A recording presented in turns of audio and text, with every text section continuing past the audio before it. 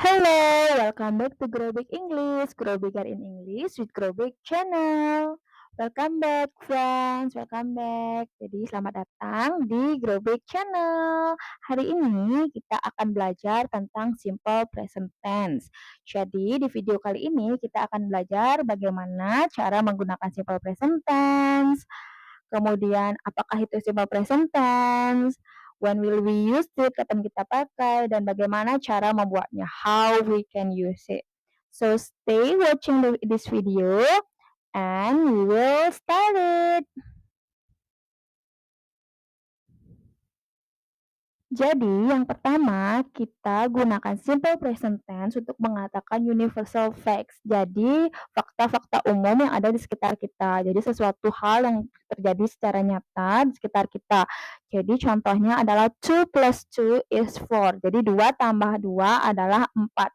Jadi, kita tahu itu adalah kenyataannya bahwa kita tambah 2 dengan 2, we plus 2 with 2 is gonna be 4. Jadi, itu adalah universal facts yang semua orang tahu. Kemudian yang kedua adalah the sun rises in the east. Jadi matahari terbit dari timur. Nah, itu adalah suatu kenyataan yang bisa kita temukan.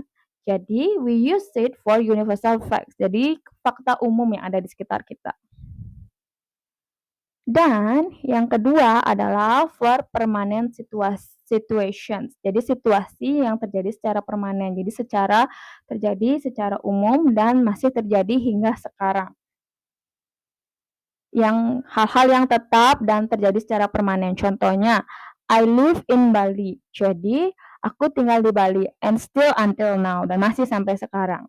Dan yang kedua adalah she works as teacher. She works as teacher. Dia adalah seorang guru and still until now she is a teacher. Ya, jadi masih sampai sekarang dia masih jadi guru. Itu adalah situation permanence yang terjadi dalam kehidupan sehari-hari. Jadi sesuatu yang permanen, yang bersifat permanen dan tetap. Kemudian, yang ketiga adalah ketika kita ingin menyatakan tentang hobi, sesuatu yang kita lakukan, yang suka kita lakukan, dan rutin, sesuatu yang kita lakukan berulang-ulang. Jadi, sesuatu yang atau kegiatan yang kita lakukan secara berulang, misalnya setiap 2 minggu, every week, every 2 weeks, every month. Jadi, sesuatu yang kita lakukan secara berulang dan kegiatan kita yang suka kita lakukan yang menjadi kebiasaan kita. Contohnya adalah I play basketball at the weekend. Jadi keterangan waktunya adalah at the weekend, setiap akhir pekan, setiap hari Sabtu dan Minggu. Jadi aku bermain basket setiap akhir pekan. Jadi setiap akhir pekan aku pasti akan bermain basket. Jadi itu adalah rutin, kegiatan yang selalu dilakukan setiap akhir pekan. Kemudian, my dad washes his car every Sunday. Ayahku mencuci mobilnya, sorry itu tipe ya, harusnya setiap hari Minggu. Jadi setiap hari Minggu, every Sunday. Jadi biasanya keterangannya adalah every, the adverb of times-nya. Jadi ayahku mencuci mobilnya setiap hari Minggu. Jadi itu adalah kegiatan yang rutin, as a routine activity that my dad loves to do. Jadi kegiatan rutin yang suka dilakukan oleh ayahku. Kemudian kita bisa menggunakannya sebagai short actions now. Sesuatu yang kita lakukan saat ini, kegiatan yang kita lakukan saat ini dan terjadi sekarang. Nah, misalnya kamu sedang belajar, terus kita mau bilang, "Wah, aku ngerti nih pelajarannya nih." Jadi, "Okay, now I understand the lesson." Jadi sedang terjadi sekarang dan activity-nya kita lakukan saat ini juga. Kemudian he hits the ball hard. Jadi dia masih main bola, kemudian dia memukul bolanya dengan sangat keras. Jadi he hits the ball hard. And then we can use it as future timetables. Apa itu? Jadi suatu jadwal yang memang sudah didesain, jadi sudah dibuat dan kita sudah tahu jadwal pastinya. Jadi misalnya kalau kita mau bepergian besok harinya, jadi kita sudah tahu the next day sesuatu itu akan terjadi. Jadi future timetables karena sudah ada jadwal pastinya. Contohnya, the train leaves at 11 am. Jadi kereta api akan berangkat pukul 11. Jadi kita udah tahu, oh besok the train will leave, tomorrow the train will leave at 11 AM or tomorrow the train leaves at 11 AM. Jadi jadwalnya sudah pasti itu jam 11. Kemudian, what time does the plane arrive? Biasanya kan kalau di bandara, at the airport, the timetables, if it's not delay, kalau nggak ada delay, jadwalnya pasti. Jadi kita bisa bertanya, jam berapa pesawatnya akan sampai? What time does the plane arrive? But, did you notice that? Apakah kalian menyadari bahwa di setiap penggunaan kata kerja atau verbnya, kegiatannya, itu berbeda-beda berdasarkan dengan subjeknya. Contohnya, I tadi I go. Nah, misalnya. Jadi kalau I go itu biasanya go itu adalah kata kerjanya. Ketika kita melakukan sesuatu. Melakukan sebuah kegiatan. Jadi I go to school every day. Aku pergi ke sekolah setiap hari.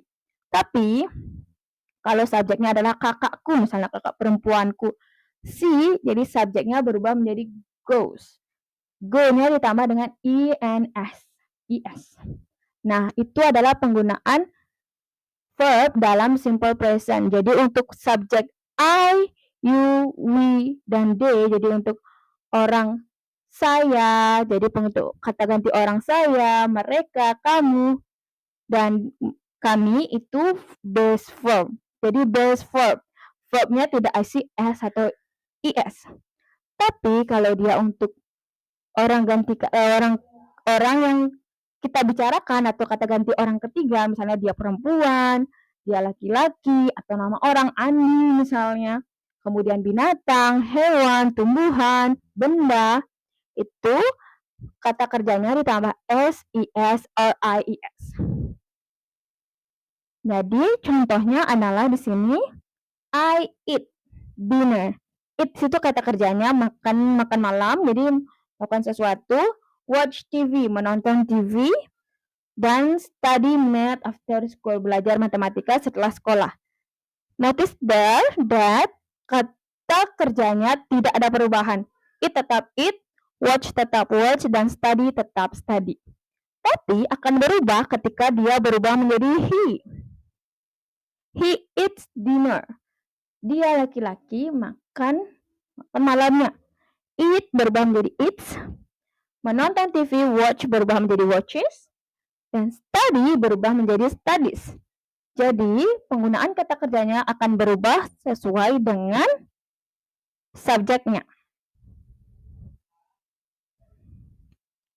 Jadi, ini adalah contoh perbedaannya. Yang pertama, I swim, aku berenang. You swim, we swim, they swim. Jadi I, you, they, we itu masih verbnya masih swim. Jadi berenangnya masih tidak ada perubahan, tetap swim. Tapi akan berubah ketika dia subjeknya adalah he swims, she swims, it swims. Jadi dia perempuan berenang, dia laki-laki berenang, dan misalnya it itu anjing, misalnya anjingnya sedang berenang. It swims, anjing berenang. Jadi, penggunaannya adalah ketika dia biasanya untuk kata kerja yang biasa kita gunakan sehari-hari, misalnya most, the verbs, dia hanya akan ditambah s, misalnya drink jadi drinks, swim jadi swim, jadi she drinks tea. Tapi, jika kata kerjanya, jadi kegiatannya diakhiri, di ending in sh, misalnya wash, ch, watch, ss, x, itu kita isi is, jadi washes, watches misalnya. Kemudian jika dia kata kerjanya huruf terakhirnya diakhiri dengan konsonan y, jadi y-nya itu kita rubah menjadi ies. Misalnya he studies, itu dari kata study berubah menjadi study every day. Misalnya he cry itu spellingnya C-R-Y, C-R-Y, dirubah menjadi cries, C-R-I-E-S, C-R-I-E-S, every day. Jadi untuk yang konsonannya akhirannya Y itu ditambah dengan I-E-S dan Y-nya dirubah atau dihilangkan. Nah, itu Okay, that's all for our today's lessons. Jadi kita sudah belajar tentang simple present tense dalam kalimat positif. Bagaimana membuat kalimat positif or positive sentence in simple present tense. In the next lesson, kita akan belajar bagaimana cara membuat kalimat negatif dan kalimat tanya dalam simple present tense. We are going to learn how to make negative sentence and question sentence using simple present tense. Nah, sekarang coba kalian buat kalimat positif dalam simple present tense dan tulis di kolom komentar. So you can try to make a sentence, positive sentence using simple present tense and put it in the comment down below. And if you think that this video is helpful, please help me to subscribe and share this video. Jadi kalau kalian merasa video ini membantu, tolong subscribe dan share video ini sebanyak-banyaknya supaya semakin banyak orang yang merasa terbantu dengan video ini. Thank you for watching and we'll see you again in the next lesson. Bye everyone!